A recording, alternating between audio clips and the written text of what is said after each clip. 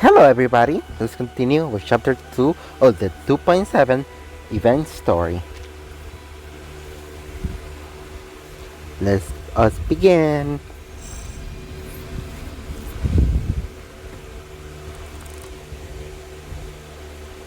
Not long ago, Voyager 2 successfully reached Uranus, marking the first ever exploration of this planet in human history. It conducted an examination of Uranus's ring system as planned. After a temporary orbital adjustment caused by its earlier visit to Titan, Voyager 1 continues its journey towards the edge of the solar system. Their future...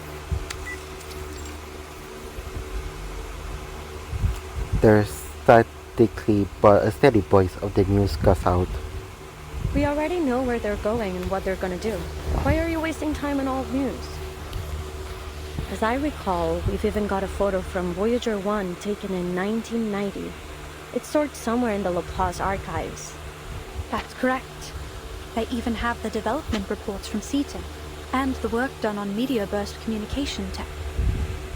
But none of the archives mention the whereabouts of the golden records, do they? Oh, the golden record, if I remember correctly, this happened in real life. The golden records is like a disc the Voyager 1 has that have like a lot of stuff about humans. So if aliens ever get it, they'd be able to know. I found that really cool, and I like that they're introducing it here. So there's a chance we'll hear some new clue this time around, like... According to the sudden decrease in Voyager 1's mass, it's been speculated that the golden records were intercepted by an unknown entity. My speculation is that Voyager, the character in the game, is an alien. She's not like the spaceship itself. She's like an alien that got the golden record, and she wants to mimic human and learn more about humans. That's my theory. It's not been confirmed yet, but I think it's pretty likely. So, what's your theory? Intercepted. You make it sound like it was stolen by aliens or space pirates. A space pirate? I doubt they would have any interest in some ordinary records. Now why don't you get to the point? What's so urgent that you had to switch off the radio? Oh, I'm making a video. I didn't want the sound drowning out the recording. Should be quiet enough now.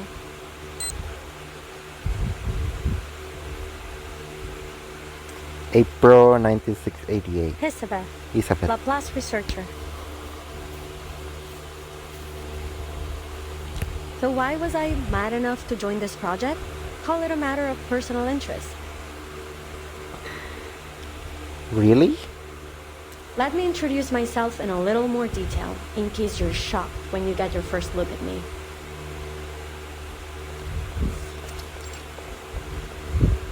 Are we there yet? This is no way to travel. Let me just slither, please. We don't have a choice. We're stuck with this most unfortunate mode of transportation. Introducing two of the 9 siblings of the Dubois family, always loudly at odds and proud of it. Thanks to the cold weather, the others still brewmating, so they haven't yet tested my patience. Footsteps grow nearer, prompting them to look around for their source. Welcome. Let me walk you to your office. Your ID card, please.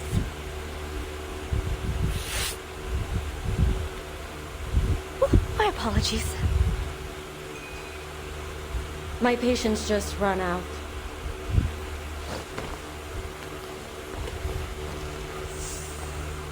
The snake twists its body away with agility, but not fast enough. It is forced to Thank climb. you for showing me the Thank way. you. Why don't we speed up a bit? This place feels as cold as a goddamn morgue. I can barely talk without shivering. When we get to the office, I'll warn them not to scare our colleagues for the 4th time. Of course. We'll ensure the heat is kept on 24/7 inside your office. Laplace never neglects the little details. In truth, as retired enthusiast, he's just trying to hide the rudeness and surprise of seeing the cute snakes. Here we are. Go ahead and knock on the door. Miss Pointer should be expecting you. By the way, since you mentioned the cold weather, do you need a thermostat for your lovely pets? We try our best to meet all of our researchers' needs. Oh, I really like the receptionist. I also really like snakes, so I can identify with her. Oh, we're all good. My coat works as a kind of thermoregulated insulator. It should be fine. Ooh, that's cool. How'd that work though? Imagine that. That'd be really cool to have in real life. For like when you go to winter. Understood. And please note that the spaceboat here is just a part of our local research collaboration. Laplace's official branch in Plissette is actually further north, right on the edge of the Arctic Circle. Ooh, is that where Rayashki was? No, because Rayashki was in Russia. So It yeah, it's has not a strict Rayashki. security policy, so you'll need to file an application before visiting. There's no guarantee it will be approved either. Welcome to the Plissette Cosmodrome. Just a few steps out, the session is turned back, drawn by a faint sound. The little golden scaled snake flicks a tongue at her. And was that a wink? Goodbye, little Hissy. Their eyes appear down the hole, and cheerful voices ring out again. You know what, too? I think the staff here are more accommodating than most types we meet. Or are you just being more of a jerk than usual? Now stay out of trouble and don't call me by my number again. Just so you know, I'm perfectly willing to tie you up by the tails if I start hearing about any missing lab rats. She's been a thing. But yeah, sometimes you have to treat your siblings like that because they are not behaving well. I have a sister, but she's older than me, so I sometimes get that treatment from her. The door swings open, but an escalation under family feud. Huh? I knew I heard someone talking behind the door. Glad my ears don't need tuning. Please, come in. Are you the new researcher on this project? Oh, this one they met, so this is a flashback, I suppose. You've got it. So, I take it you're one of my new colleagues?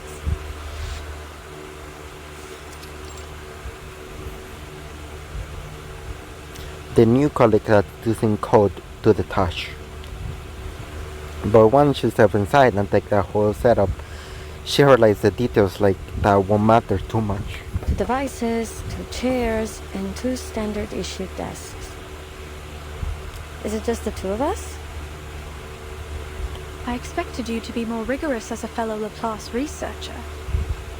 According to official records, we have a 3rd researcher on the team. An attaché from the local government.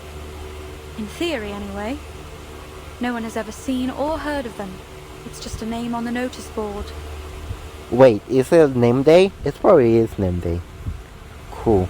However, if you insist on ignoring our esteemed co-worker, who I mention out of deep respect for our local partners, then correct, it's just the 2 of us. So, what do you think of our setup? It's not so bad. At least we're in full control of our budget. Although I recommend setting those budget expectations low. Cool. Everything's more or less as I expected. An undervalued project in extraordinary times. What kind of bizarre mind hatched up the idea of teleporting supplies directly into space? Do you believe our goals are unrealistic? Not at all. Only eclectic, let's say. And I've always been a fan of eclectic theories. They're often a stepping stone to true discovery. I'm certain that the combination of arcanum and science will one day make up the core of our civilization. We're not there yet, but... It's only a matter of time. Perhaps this project will be the next leap forward. So far, the teleport disk we've developed is functional but unstable. It's a one-way ticket capable of travel only within a short distance. But if we can improve its range and stability, I calculate its value to society to be potentially earth-shaking. Looks like we'll make for quite a team. I really like them. They'll be really good friends. She picks up the stack of files from the desk. clearing a small spot to land again But against. before that, we'll have to make sure our project isn't shut down before it can begin. Which means we need to cook up something worthwhile to put in our report. To that end, I know you're an expert in aerospace materials. Are there any specific specimens you need? I'll do what I can to source them for you. Oh, but be quick. Our resource applications must be submitted today. The evaluation process and all other little details mean it will take some time to arrive. Let me see. No, I don't have any particular needs for now. How do you feel about fish? Your important pointer skin and analytical mind struggles to keep up with the rapid topic change. She pauses on a few for she pauses a full 3 seconds before answering. They're fine. As are those pets you've got dangling in your hair. They're not pets, there's a fucking sibling. Be respectful, pointer. Cool. Looks like I've come to exactly the right place. No nosy layabouts around to moan about my hobbies. Speaking of those pets, they're not really pets. I remember mentioning them in my profile. You didn't read it, Whatever, so long as they can hold their own. Then you threw the file into the trash, am I right? It wasn't quite so dramatic, but yes. I briefly scanned it for your field of expertise and experience. Nothing else mattered to me. Still, you should get to know your new colleagues. I'm a Melusine. We have snakes for hair. So they're not pets, they're my siblings. Imagine having 9 siblings. Like, that should be wild, right? And I only have one, so it's hard imagining. But I guess it'd also be good because you have more people to be friends with. Technically, you've got yourself a grand total of 9 new co-workers. Surprise! That is certainly new information. It's unfortunate that Laplace doesn't pay out their sharpodontes by head. Maybe I can convince them to go in for every 2 heads. I wouldn't predict your chances to be high, but a larger food allowance seems appropriate, given your additional mouths to feed. Mind requesting me a corner office? I need a lot of space for my fish tank. Pets and plants help me cool off. Whatever you want. Let's just finish the report as soon as possible. Then we can apply for additional office space. 1 room for each of us. Deal? Deal.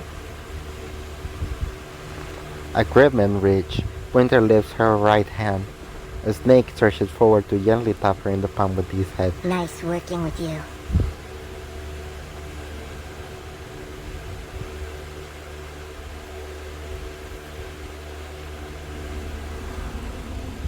Probably radio 5 minutes per person per day. Listen to whatever you want, but leave an update in the log. 12:05. Restore the frequency to normal and listen to Swan Lake. 18:05.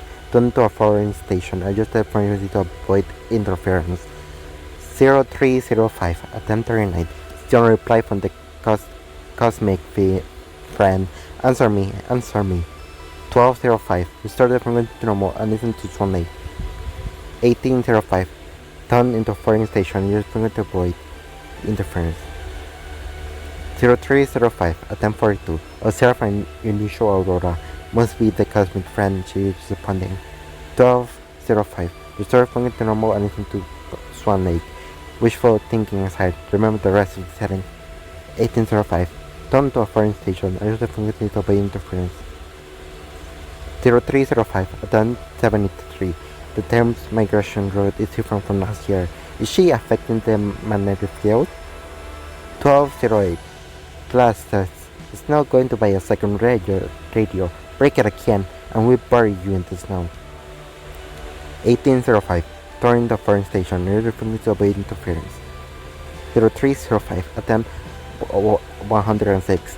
The magnetic abnormality has reached the edge of the polar circle, so I want to meet her. 12 of the intercept a cosmic idealist in Irony. break his bones, and reclaim the radio. 18. I hope his imaginary comic friend is real. As if.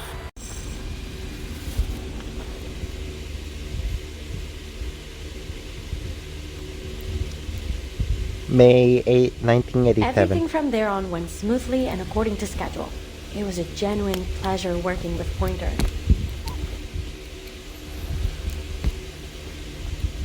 Well, those first days at least.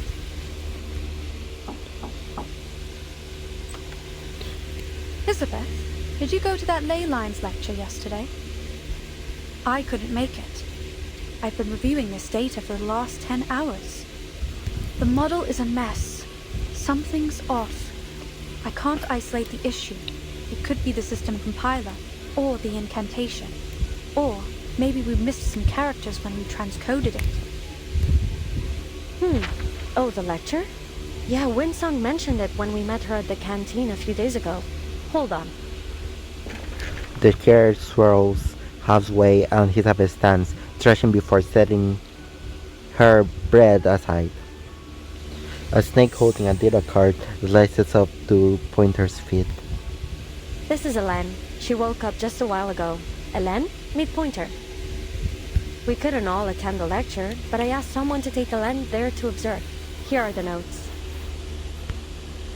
I still haven't stopped being amazed by your siblings' telepathic connection. I wonder if there is an arcane skill that might approximate the same effect. Imagine how much faster we'd be able to share information with it. It's got its advantages. If you're willing to accept 8 different voices oscillating between a party and a brawl every day in your mind. Elizabeth shrugs and scoops up the little snake.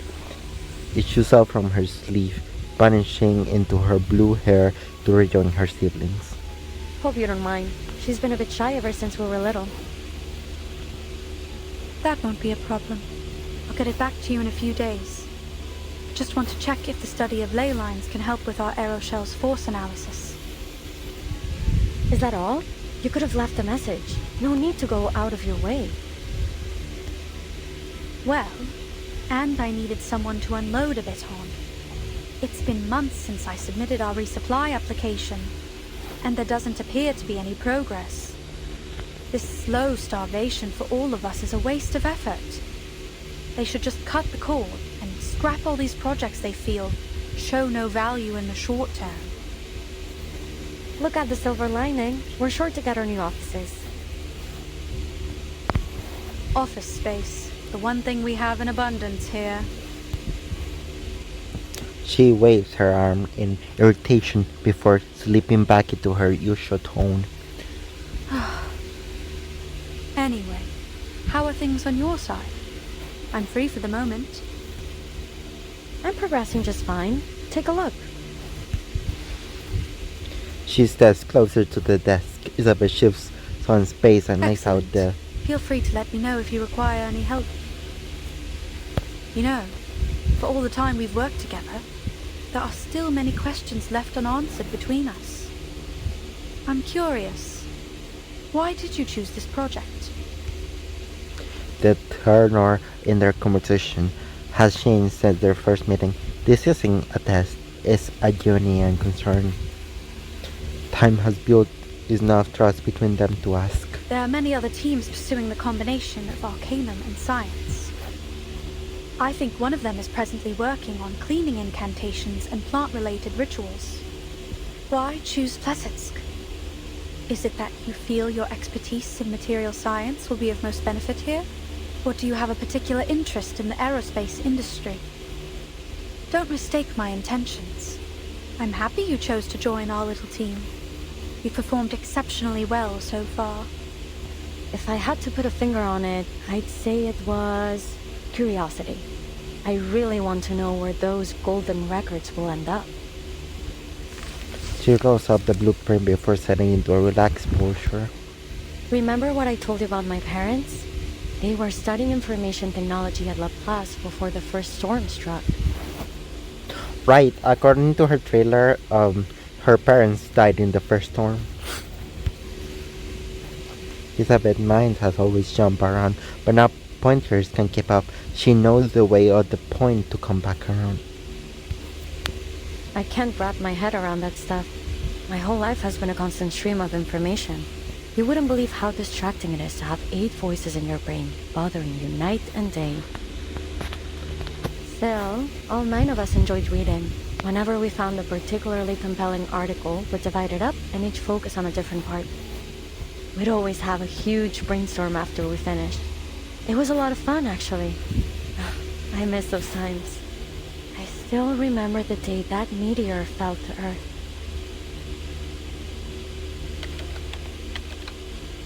Nos derniers rapports indiquent que Voyager 1 a officiellement parcouru la plus grande distance dans notre système solaire, plus que toute autre sonde fabriquée par l'homme. Dépassant Pioneer 10, une distance d'environ 69 419 unités astronomiques. I don't remember where I was or what I was doing, but I remember the broadcast was talking about Voyager 1. And that all 9 of us were staring at the twinkling dot on the screen. Si la Lune se trouve à près de 400 000 km de nous, à quel point ce petit caillou était-il plus éloigné de la Terre lorsqu'il a commencé son voyage? Incroyable! Unbelievable. We never knew the stars above our heads could actually fall into a whirl. What was happening up there? For all our brainstorms, we never reached a solid conclusion.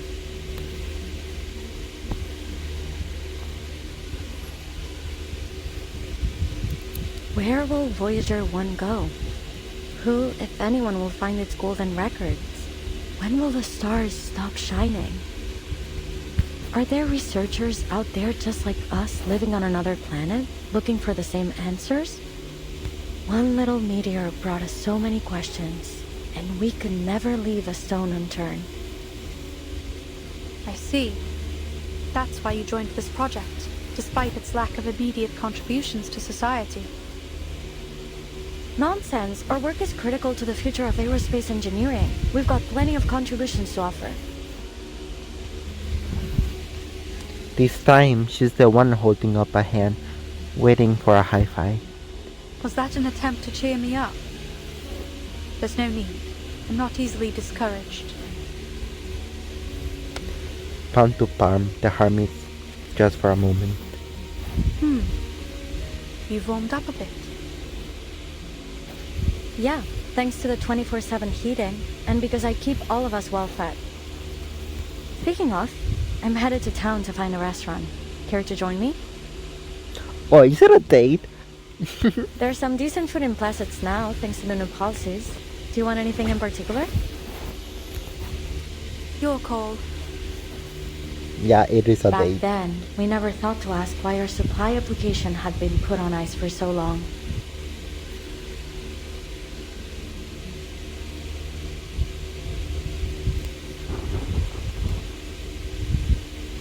May 1997. They're terminating the project? The noise startles the snakes. One by one, they poke their heads out to join the shock. Too bad, at the moment already passed. Bunter doesn't even have time to snap a picture. I understand, ma'am, but you should know that our top priority after each storm is to restore the Foundation and the LSCC to full function as soon as possible. With our current shortages of resources and manpower, that means cutting all non-essential projects. Non-essential? Then what is it that counts as essential? Who decided on our priority? Before the snakes can hiss again in protest, Pointer reaches out and grabs his of it. Calm down, Isabeth. I understand that Mr. Ludwig did his best to keep as many projects running in Plesset's as he could. We couldn't have stayed here this long if it weren't for him. But he's only a branch leader. He doesn't get to make the top-level decisions. They act as if all of their essential and valuable consumer technology just popped up out of nowhere. To think that aerospace engineering has less to contribute than their other projects? Ma'am! They wouldn't even have vegetable packets in their instant noodles without us. I'm sorry, but our decision is final. Please allow me to finish. As you can imagine, I have several other meetings lined up after this. Sure. Please continue. Madame Lucy has expressed that she is not in favor of this decision. To that end, she asked me to deliver a lifeline for your work here. As you know, our knowledge about the storm remains extremely limited. Madame Lucy believes we could better manage our circumstances if we could observe it in greater detail, particularly its extent. She's seeking volunteers from Plesetsk for a project, one that aims to send a monitor into space in order to collect data as the storm arrives. Wait, in the trailer is Isabel that says a line. So is she gonna say it again, or is it that they change voice actors who said that? I'm curious about that now, so I'm gonna keep that in mind and see if she ever says it.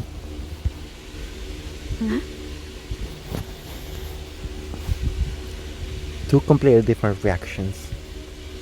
What about the other projects? Where will the researchers be assigned if their projects have all been terminated?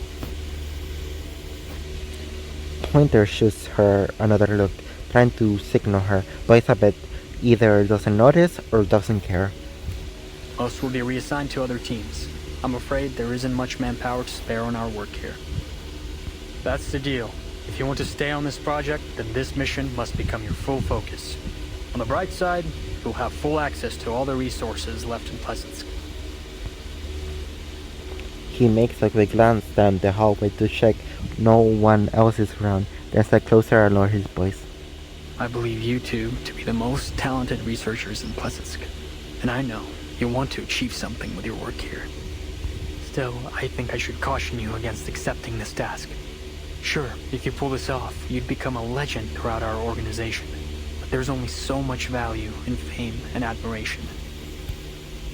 And what would happen if we were to fail? I'm afraid your best hope would be instant death, and it may be much worse than that. No one knows for certain what the storm can do after all. I'm not sure this is worth your lives. Noticing another researcher approaching from the far end of the hall with a luggage in hand, he steps back, adopting his cool professional tone. Alright, that's all. I just need you to confirm that you've been informed. You'll have 24 hours to respond to our request. After receiving the official documents, Pointer and Isabel return to their office. They say nothing for a long time. The weight of the decision before them deserved the silent consideration. Finishing her deliberations, Pointer clears the air. Elizabeth, I know you're a big supporter of Madame Lucy, but I'm sure you agree this mission is a statistical death sentence. If you're struggling for a way to say no, I'll come up with you. Her words doesn't seem to have any purchase on her fellow researcher. Isabel looks up at her with a puzzled impression. Sorry, what? Never mind. I've got good news. I just talked to Winsong. She's got a solution to one of our major issues. Isabel waves her a hand as she answers, continuing her work. Wait. Don't tell me you want to volunteer. Why shouldn't we? This is a once-in-a-lifetime opportunity. But have you even considered the risk we'd be taking? Like the liaison said, We'll have all the equipment we need, with a project that's progressing smoothly, working towards an achievable goal for the common good. It is almost like the universe is within our grasp. All we must do is make our teleport disc work. it's not that simple. We'd still need an astronaut capable of launching the monitor. Who could we find that would be capable of acclimatizing to a zero-gravity environment under high heat and pressure in such a short time? That's the good news. Winsong already found us an ideal candidate, an acrobat. Isabel finishes her task and holds out the sheet to Pointer, a follow-up work schedule. Here, I made a list of issues we'll need to tackle. Of course, that's only assuming you'll accept Madame Lucy's mission too. I remember we talked about space exploration when I first arrived in Plesetsk. You said you wanted to know what's going on up there too. So tell me, what price are you willing to pay for that answer?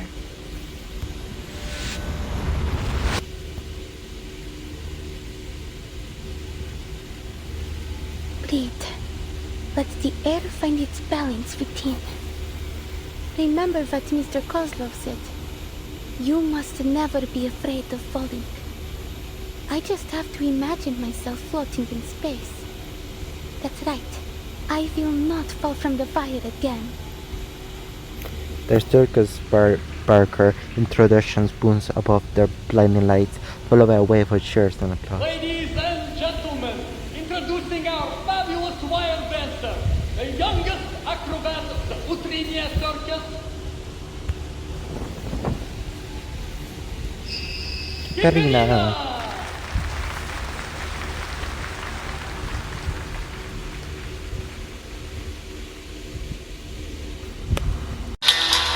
Calm down and relax.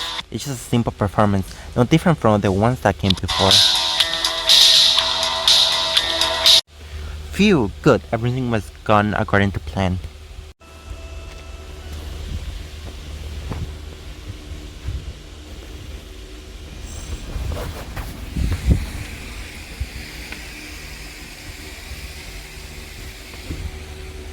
June 1987. Piperina, star acrobat of the Utranyaya Circus. Why did I join this project? Well, I guess I'm trying to help in any way I can, like I always do. The circus is a lot like outer space. It is a performance that exists within an almost weightless world of imagination. Close to reality, but at the same time, unreachable. I've come to love the life that Mr. and Mrs. Kozlov provided for us there. And I never thought it might end.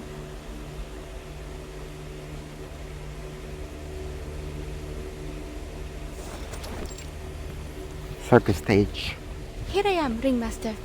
How can I help you? Miss Goldos brushes up a little out of his seat, but then he hears Cabrera's voice. He bolts up immediately. Oh, Alia. No need to be so formal outside of work. Anyways, how is it you're feeling today? I don't want you to be overwhelmed. Take time for a little rest. Old Kozlov can manage things from here. Please, it was just a thoughtless accident, and I won't let it happen again, I promise. I've fully recovered. I know you're worried about me, but just ask anyone and you'll know I'm not lying. Even Mrs. Kozlov agreed. See, I can even put on my fireworks show again. Light bursts out from her outstretched fingertip, briefly illuminating his face like it's midday. Like a plant growing in sunlight, absorbing it and storing it, and then releasing it again. Beautiful, if useless, arcane skill. Oh, more beautiful than ever. It seems you've mastered the techniques that Miss Winsong taught you.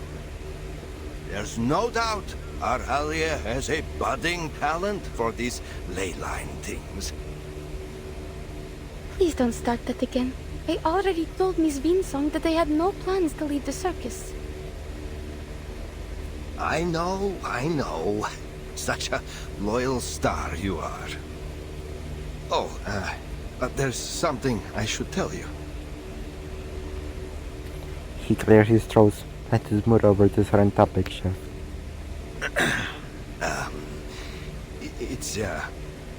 We're going to hold a show up near Mirny. They say the night sky is beautiful that far north. Perhaps you might even see the aurora. All of a sudden? But it's so far from here. Are we in trouble? No, everything's fine. It's just, Mr. Kozlov wrings his hand. Softly is not his strong suit. Actually, Alia, Miss Winsong called me. A friend of hers would like to meet you in Mirny. They work for an organization called Laplace. I made inquiries at the arcane market. They have a good reputation. Someone even told me that they were related to the St. Pavlov Foundation, that big organization that recruits all kinds of arcanists. We are old, Alia, but your life is just begun. If you were to join the class or the Foundation, you'd live a much better life than any you could have in our little circus. Do you want me to leave? No, Alia. We just want to let you have another try. There may be some training involved, but we will not force you to stay. You can quit anytime you like. Natalia and I, we hope you will have a safe and happy life. After that last time when you fell from the wire, we just can't bear to. He really cares about her. He's like his father, her father. I really like them. Then I'll go, Mr. Kozlov, if that's what you want from me. Sounds like compromise in the girl's voice. The man sighs and pats her head with a broad, fatherly hand. We don't want you to leave, Alia, but this is an opportunity for you to live in comfort and safety. You're just 15.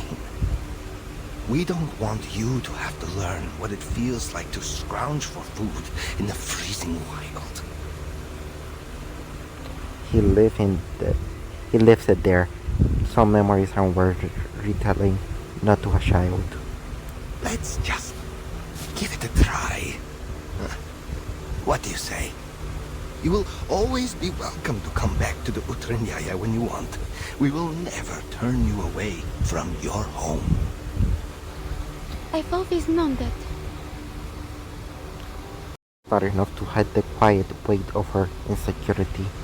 Miss Winsong gave you her card, remember?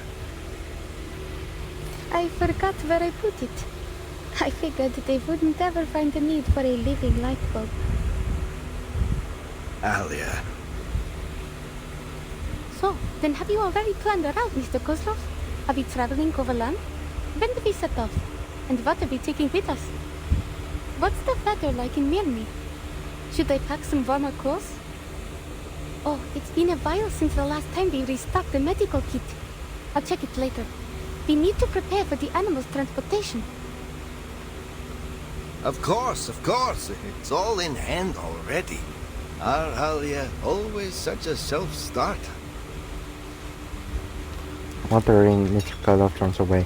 It's almost like pride than a complaint. Laplace sets a very high standard for its staff. Aralia could only have been chosen if she were very special. Just see how she pays attention to each little detail. The clever girl ways into Mikhailov has disappeared. She rarely likes, so in the rare occasion she needs to, no one ever suspects. The car is steering with her, tucked inside the pocket of her coat. She isn't sure yet whether she really wants to chase after a faraway, wider world. Winsong, ley line scholar. I still don't get it. What even is the study of ley lines? Is it like arcanist engineering? Or math? I've never seen or heard of anything like it. If I start to study these ley lines, does that mean I'll have to leave Utranyaya forever? That I won't be with Mr. and Mrs. Kozlov in the circus anymore? She's still waiting on an answer from her mind, her heart, somewhere. So for now, she go back to her room and... Купол нашего цирка был украшен миссис Козловой. Она хотела, чтобы он отражал красоту звезд и невесомость космоса. Какой прекрасный вид! Смогу ли я когда-нибудь увидеть его снова, если уйду отсюда? Не стоит встретиться с этими людьми из Лапласа. Если я это сделаю, как хочет моя семья, тогда мы все сможем жить лучше. Верно? She lets her eyes close, picturing tiny specks of light emerging from the bulb dark Одна behind. звезда, две звезды, большая медведица.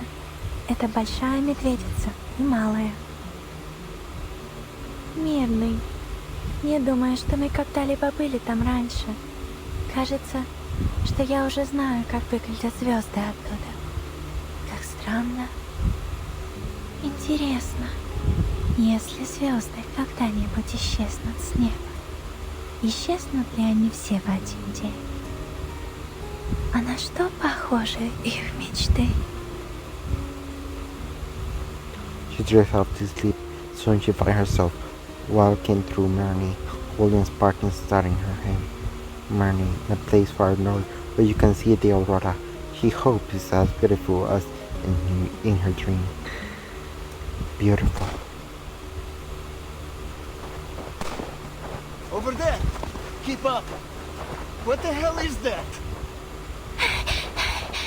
Damn! Is that a bear? But it's so fast!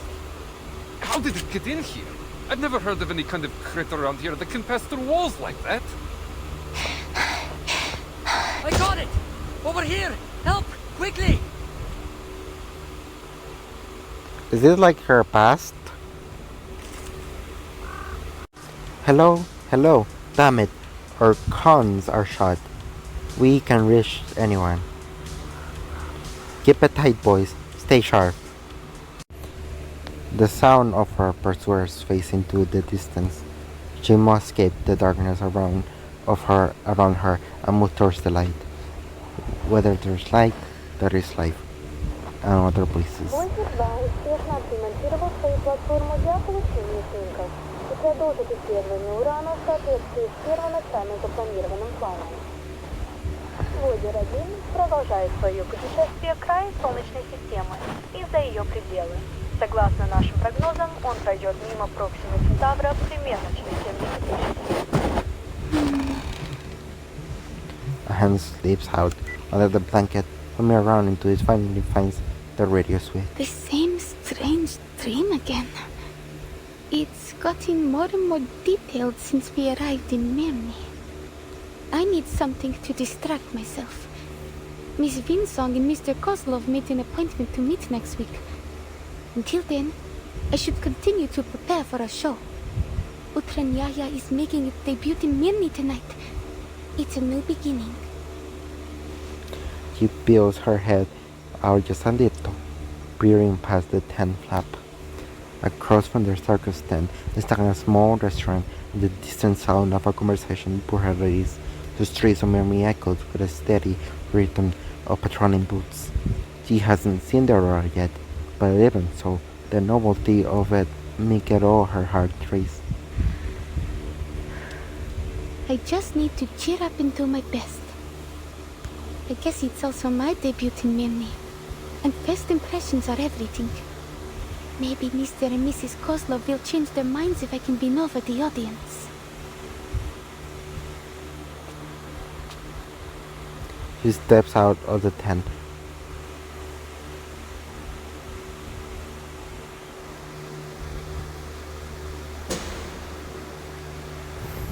Ladies and gentlemen, introducing our fabulous wild dancer, the youngest acrobat of the Utrinia Circus, Kiperina!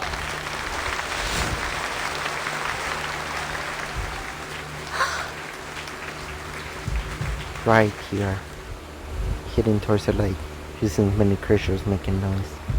The sound seems to rise above her head to see more clearly. She pushes through the crowd and looks up. Cheers and shouts applause, and her heart beats. The circle, the figure approach like planetary rings. Points out the lights around all the figure silhouette. A few of them feel familiar. This particle was born from the novella of her home. She looks around, smiling in the middle of the noise. Earth is such a lively and beautiful place. Yes, it's beautiful.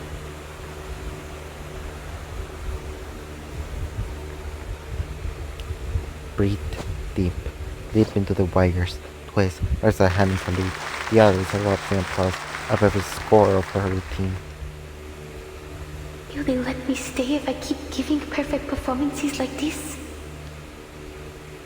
The doubts burning her chest begin to stir. On the wire, Caprina looks back. There's no one around of her nor behind. Should I move Should I? forward or back? Intently, she cleanses her face and follows tears with her eyes. For those heights, it's hard to recognize anyone.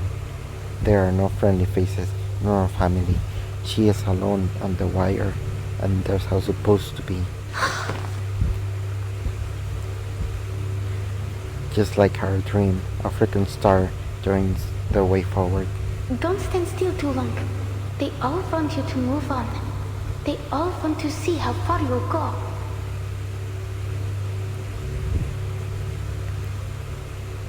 She steadies herself to take another step, move forward.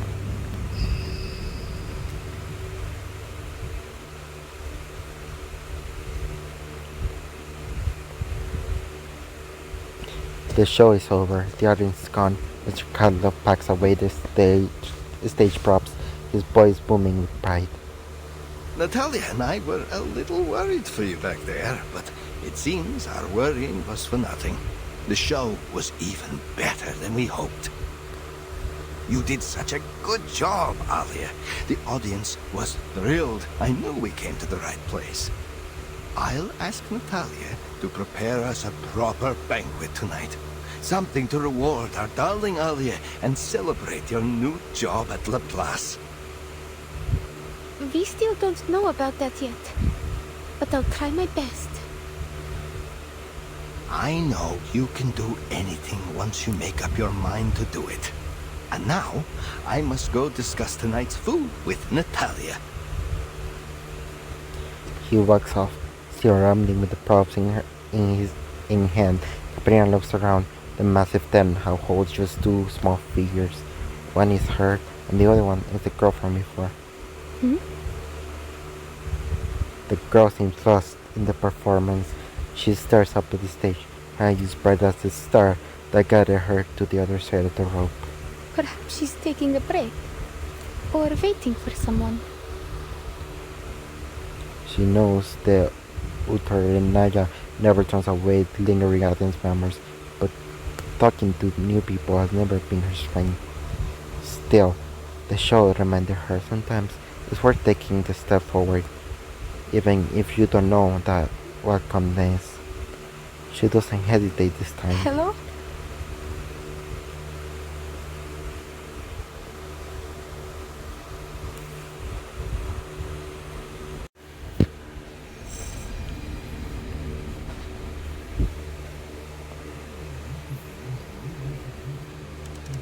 Мы верим, что Voyager 1 будет продолжать исследовать галактику дальше и дальше.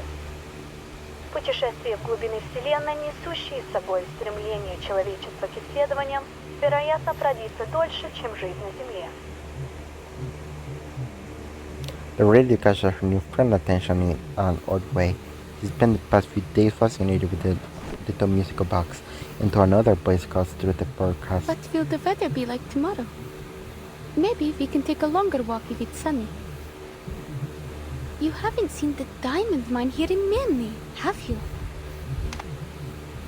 The girl shakes her head, set the radio aside, and waits for Caparina to speak. Caparina kneels down. Now they are eye to eye. Is anything coming back to you? I asked some people around about you, but no one had any clue. Don't worry. Most of us in the circus were adopted by Mr. Kozlov, so he won't mind if you stay with us. He always gives a hand to those in need. And I'm going to meet an extraordinary lady tomorrow. She knows a lot. Maybe she will know who you are. Oh, I think the girl is Voyager. If I remember correctly, I think the girl is Voyager. Huh? Yep, that's Voyager. Caparina is used to the kind of blank stare. She hasn't seen the faces of children that were lost, that were at circus. Now Mr. Cloud was confronting them. I get the entertaining to the smiles return to their faces. She stands up, steps back, and lifts her hand towards the girl. Hey, look at this.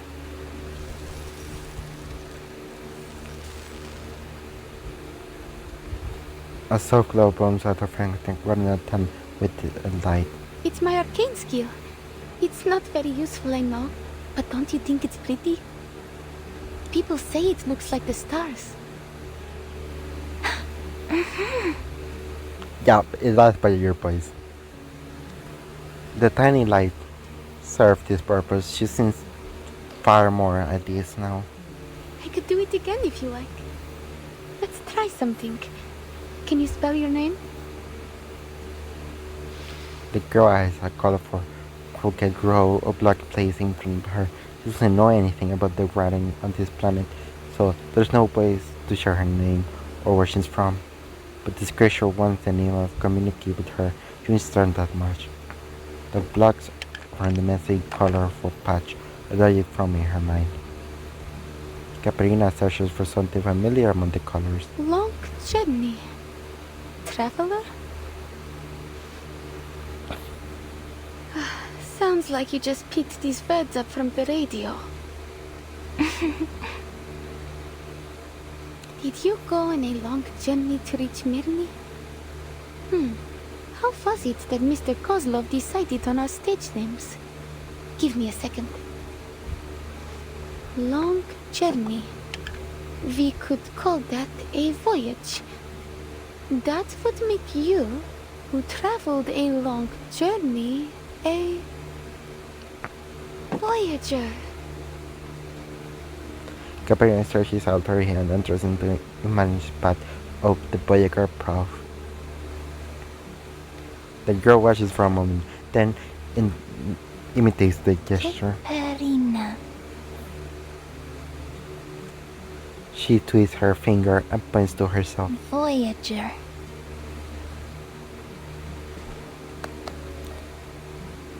Now that you have a stage name, you are now an official member of the Utrnaya Circus.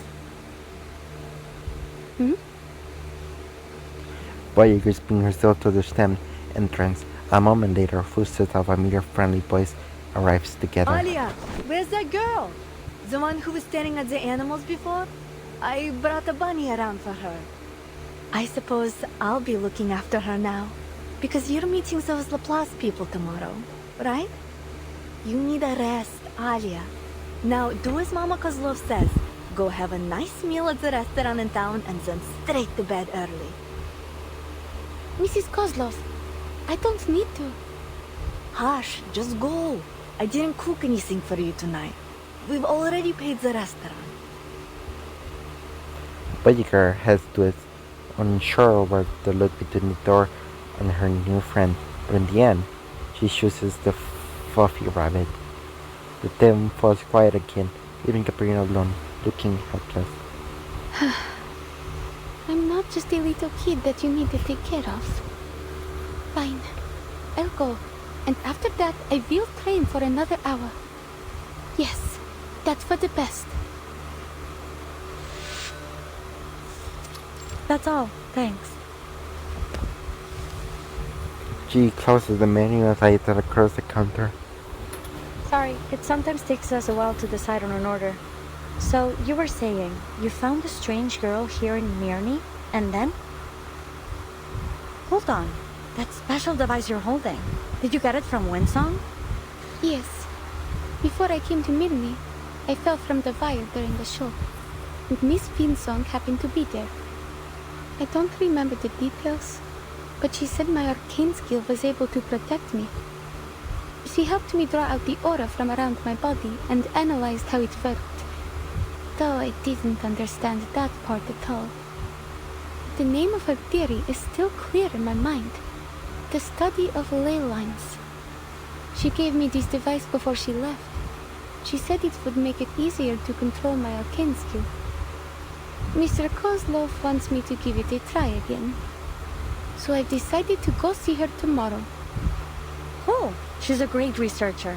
The study of ley lines is still highly theoretical. But as we say at Laplace, theory often lays the foundation for practice. If you do decide to join us, I'd be happy to write a reference letter for you. You're a Laplace researcher? You didn't already guess? My colleagues often say I dress, like a mad scientist. I guess it's that. I never thought I would meet a scientist eating at a little restaurant like this. Oh, please. I'm sure you're aware that scientists are living things too. We need to eat just like everyone else. A few little snakes' broth pokes out of Hitler's head, nodding along with her laughter. One tilts his head, letting Caprina stroke it. The skull feels smooth and cold. Looks like you meant it when you said you're good with animals. I spend a lot of time with them at the circus. I even helped raise one of our bear cubs. Caprina hadn't been at the restaurant long before Isabel walked in and sat right beside her. One of the snakes takes a leap and is begging Caprina, who greets his candy in return. That's all that it takes for two to find a common ground.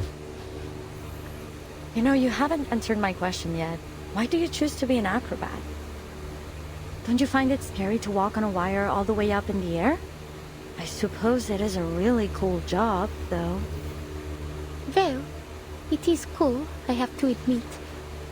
But what I really like about being up on the wire is that when you look down, you get to see a view that no one else gets to in their daily life. When I stand on the wire, the audience below look just like stars, and it feels like I'm floating in space with them. Isn't that great? In that moment, I stop worrying about my performance and forget all expectations. I can just be in the moment, shining like a star. Oh, intriguing. You know, in a way I came all the way out here because I had the same thought. I want to work with the smartest minds in the world, whether humans or arcanists. They're also like the stars in a lot of ways, each one bound to go down in history. And I'm trying to find out what really exists beyond the limits of the sky. Do all your siblings share the same feeling? They're such neat little snakes. Oh, it looks like they have fallen asleep. We've always been on the same page when it comes to these things.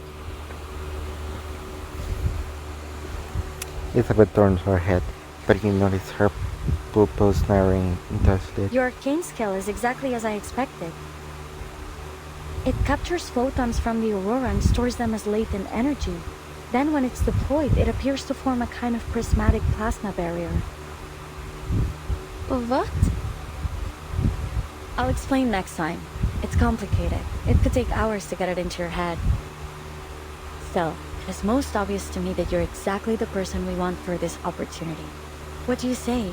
Will you give it a try? Huh? An opportunity to reach the stars. You mean you're the colleague Miss Winsong mentioned?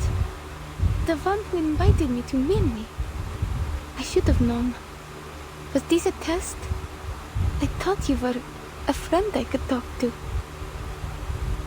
A friend? Superb. That's the best compliment I've received in months. Relax, this wasn't a test at all. We just happened to share the same taste in food. But I do hope you'll consider our offer seriously, in the spirit of the good time we had together. Are you serious though? You really mean you want me to become an astronaut? The invitation seemed too far-fetched. Even in her wildest dreams, she could never have imagined it. Exactly. But Isabel's response gathers a rare weight, different from her usual casual tone. Don't rush to a decision. We can wait till tomorrow. In fact, the materials I've been expecting should arrive tomorrow as well. Maybe the delivery guy will bring you a small gift along the way.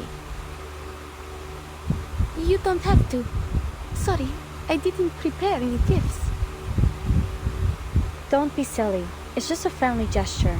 I believe you come from the same region, so I'll bet you two will get along quite famously.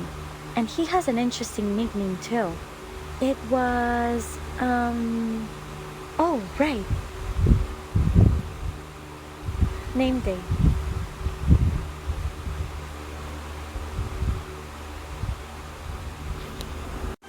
We have the best stage on Earth. It shows us as unique as Lake of Snow, we bring the most spirited performance in the world. Elijah can turn into any animal in the finest state alive. Francisco's performance will make you laugh until you cry, and Caterina, our tiny and adorable aerialist, busts on a wire so thin that no one can even see it. Ringmaster Kozlov has floated his entire life reputation into this little tent. For now until next month, this new world welcomes you. Surrounded by light, but feeling no pain, the screams and footsteps around her are crystal clear. The first footsteps she hears are Kozlov and Natalia's. Their voices are more familiar than her own heartbeat. The clatter of gold hoops fell onto Alaya. Still, midway through his ring-breathing performance, the particularly light, quick footsteps are Francisco's, a habit left from his juggling practice, and once they come, her kingdom had protected her from very well. A strange voice must and Aria's memory stopping the stage. Let's girl, you're not thinking too much. Just tell me, what do you see right now? This is unbelievable. I see a star? Shooting star flying right towards me. The stranger crouches beside her. The light dims just a little. I'm going to use slate lines to solve your kingdom. Stay relaxed. Talk to me about anything. What hobbies do you have? Maybe they're not really hobbies, but I like to listen to the radio on weather spots.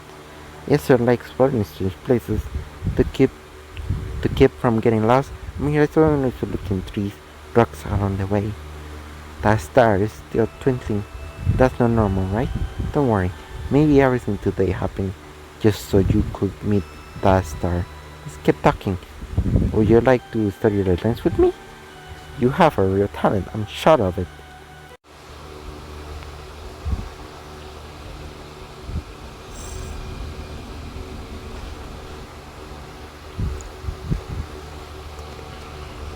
She models made of bone, like a painting X, rusted part, and yellowed, all pieces hastily thrown together somehow from unexpected harmony.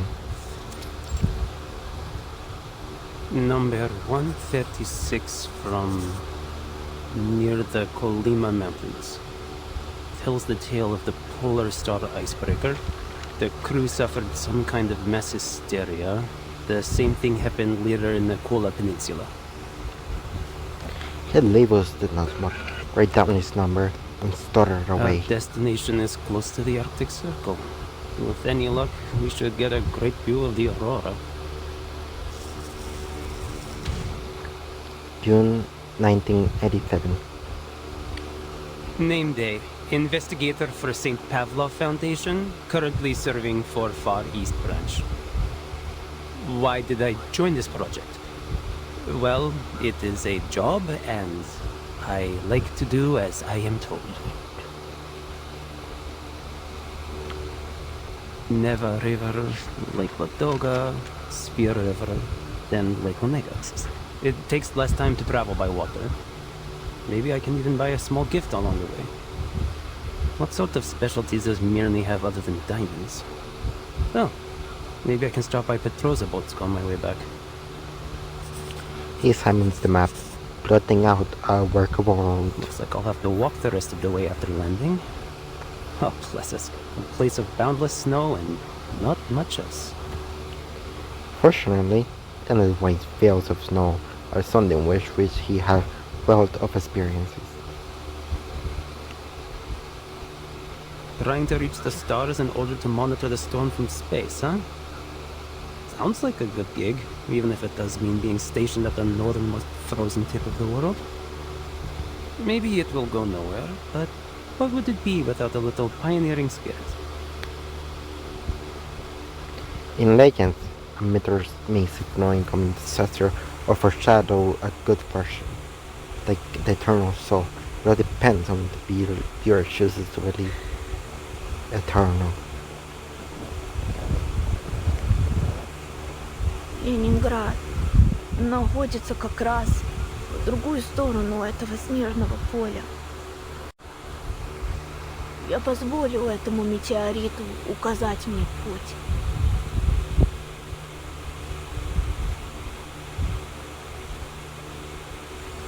In the end, he made it to Lenigard. The Foundation never gives me a break, which I guess makes me equal parts lucky and unlucky. Mr. Mendes. Pila! I love you, Pila. Yep. Hold on. There's like a bitches here. The doors open. A bundle of her nearly flaws appear, hovering at his teacher's feet as expected. I heard you were leaving for the north on a new mission. Is that true? Just for an errand. The Far East branch is short on staff right now, so I'm going all on my own. Miss Winsong should be on a field trip there. Is there anything you'd like me to give her? Where is it? Is it north of Ryashki? Could I come visit there with Vila? Children speaks more directly, but the mention of a familiar place brings a few seconds of silence. Well, so long as you finish all your classes and get good grades, I'm certain you'll be able to go anywhere with Miss Vila. As long as it is safe. But things could change. I can't promise anything. Except maybe a little souvenir when I get back. Now, August, do you have anything you want me to give Miss Winsong? Yes, and Vila does too. I've written lots and lots of things. Comrade Winsong can read them when no one is there to tell her a bedtime story. And this, from my tallest and most spirited sunflower guards. He fumbled through his coat pocket and pulls out his most prized possession. You must not water them too much, and they should be placed somewhere under the sun. With a pleasant look over, placing it to the seats. I'd like this to be delivered to Miss Winsong. She said in the last letter that she had started to teach again, and it was more difficult than she remembered. I wrote a little bit about my own experience teaching. Hope it helps. And please, talk to her if you have any ideas. You're so good with kids. Nina, Piotr, and Pasono ask about you all the time, always wondering when you'll visit again. I didn't ask. I know how busy you are, Mr. Raccoon, and so is Vila. Every day she's either painting something or talking to the white clothes. With any luck, I'll be free for a while after this mission. I'll come back and do some magic for you kids. What do you say? He crashes and hooks his finger around the leaves, the wooden sunflower.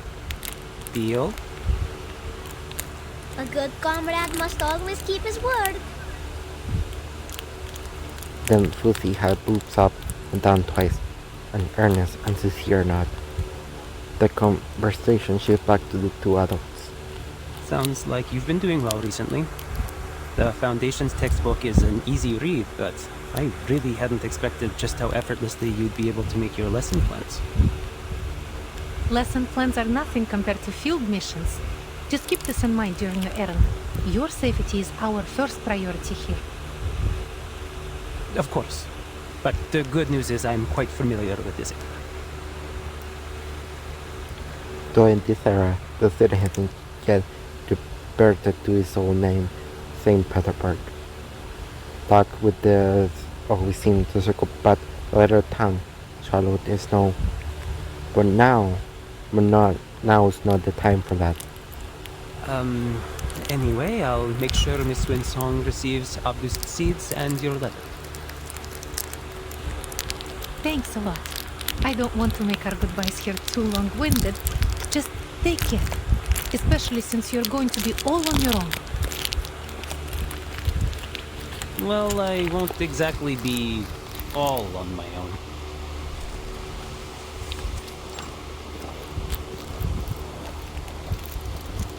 Hey, so any idea how far off this place is? I think we must be pretty close. I can almost see that unmistakable Laplace metal roof. I've actually got some business lined up here near me. Those diamonds of theirs are certain to fetch a tidy profit back in the East Branch. I should have never let you out. Can we make a deal? You stay quiet, and I'll get you safely to our destination. Then you can say whatever you've got to say to whoever made the mistake of inviting you here. You know you really like to talk. I'm beginning to understand why no one else would take this job. Ever heard of a merchant who doesn't like to talk? Admit it. You'd be burned to tears if I were not here. The chatty salamander stuck under a name day code is murmuring sort of alone with it. Quiet. Magic? An Arctic circle?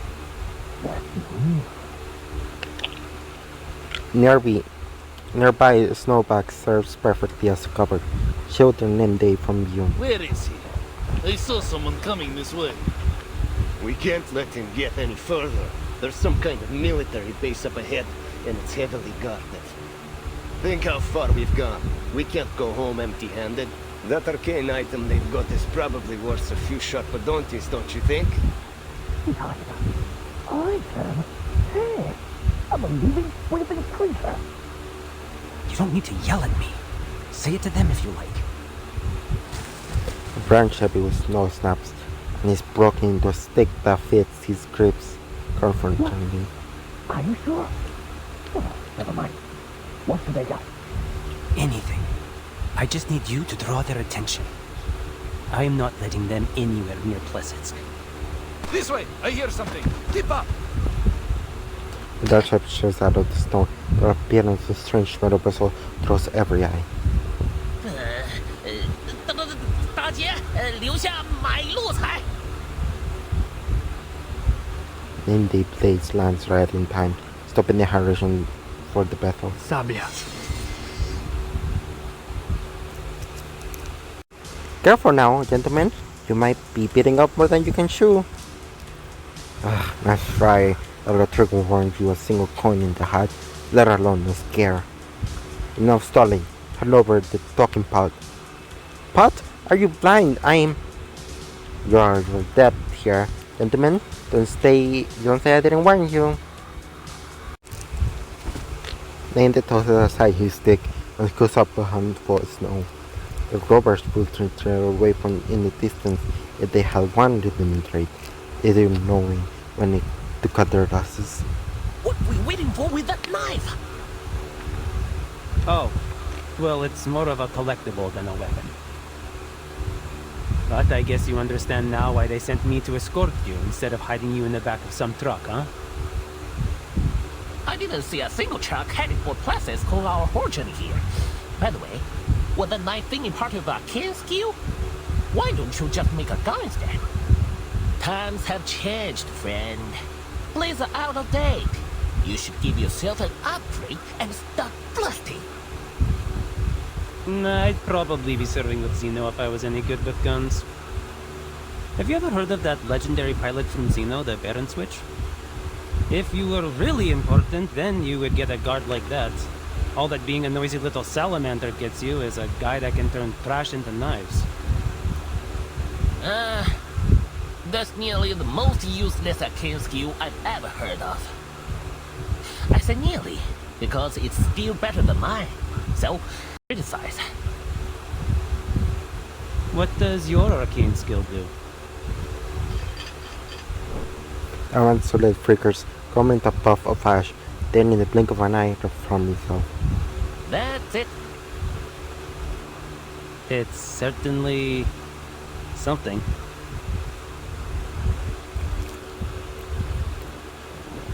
The rest of the journey is the last blessedly quiet. Their destination looms near. The islands of buildings take shape, and someone is already waiting in the snow. Miss Winsong.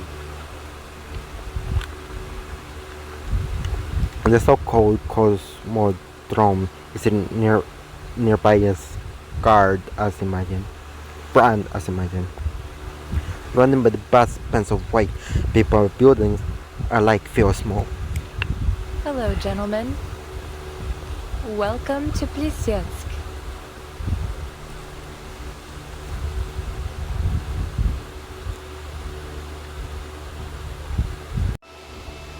The kid seems to have disappeared. You know where he went? Who? The talkative one. Obsessed with Roman myths. Are you describing yourself? Name day. I'm talking about name day. You were closer to him than I was. Why ask me? The only thing I ever talked with him was about those myths. Huh? A conversation we're usually limited to German folklore. He seems always to keep people at a distance. No one says he hated German mythology. Stop projecting. As far as we talked about, it seems like he loved German culture. He thought about it all the time. The Foundation started glaring at each other in the cafeteria, on the verge of fighting over a man they thought they knew. The third person was down between them. You talking about Ning Day? He took them on off. I think he went on vacation.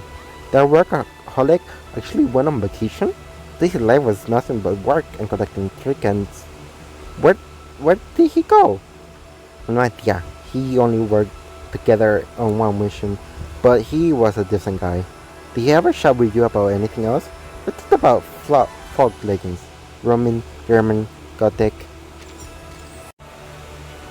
I really enjoyed so far of the story, and thank you for watching. And if you enjoyed the video, please like, comment, and subscribe.